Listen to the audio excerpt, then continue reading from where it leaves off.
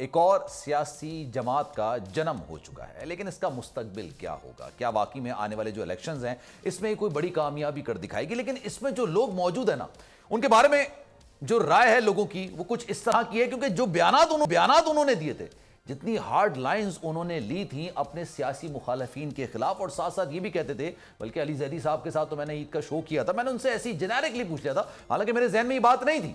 मैंने उनसे पूछा था कि अगर कभी आपको पाकिस्तान तहरीक-ए-इंसाफ को छोड़ने की जरूरत पड़ी तो आप क्या करेंगे? तो उस पर उन्होंने कहा था कि जनाब मैं पाकिस्तान ही छोड़ दूंगा, सियासत ही छोड़ दूंगा।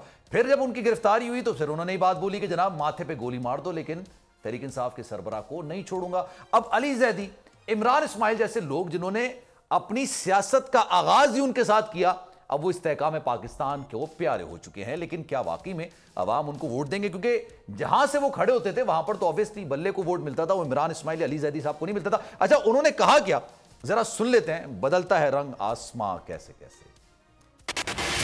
कोई मुझे प्रेशर नहीं दे सकता पीटीआई छोड़ने का, मुझे निकालेगा, मैं चौकीदारी का काम मेरी जमात है। 2013 में चलने वाली तब्दीली की हवाओं ने अब अपना रुख बदल दिया है। तहरीक-ए-इंसाफ और चेयरमैन पीटीआई के नाम पर अपने दिल और जान का नजराना पेश करने के दावेदारों ने पार्टी छोड़ने के महज चंद दिन बाद ही अपने काबे बदल दिए हैं और जहांगीर तरीन की पार्टी इस्तेहकाम पाकिस्तान को अपना मस्कन बना लिया है। आपका शुक्रगुजार हूं, I wish you the best. जो 9 मई को हुआ, मेरा नहीं ख्याल कि पीटीआई कभी इसके लिए बनी थी।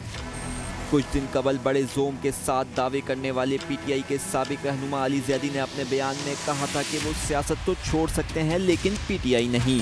पीटीआई छोड़ी अगर तो किस जमात में जाएंगे? मैं सियासत छोड़ दूँ। ऑप्शन तो सुन लेते, या ऑप्शन ही नहीं सुन, खत्म बात। अगर मैंने पीटीआई छोड़ी, हो सकता है तो मुल्क ही छोड़ दूँ। अच्छा, मुल्क ही छोड़ देंगे? कोई मेरे को नजर नहीं आ रही हो।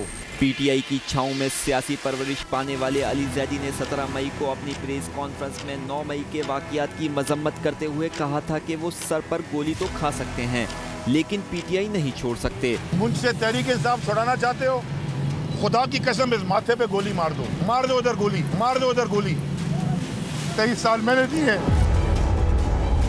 अली जैदी ने पीटीआई तो छोड़ दी लेकिन मुल्क छोड़ने का अपना वादा वफा न कर सके, बल्कि नई पार्टी ज्वाइन करके सबको हैरत में मुब्तला कर दिया। देखना यह है कि अली जैदी अब कौन सा यू टर्न लेंगे। जनाब, रिपोर्ट आपने मुलाहिजा की। अदलो इंसाफ की बात सब करते हैं, पर हकीकत में सच के साथ निडर होकर खड़े रहने की जुर्रत नजर नहीं आती। बोल ने तश्कील दी 10 कोर्ट रिपोर्टर्स की टीम, जो केस की बेस तक जा पहुंचे।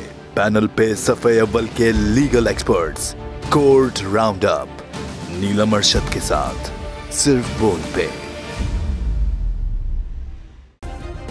सब्सक्राइब करें और बेल दबाएं ताकि कोई खबर रह न जाए।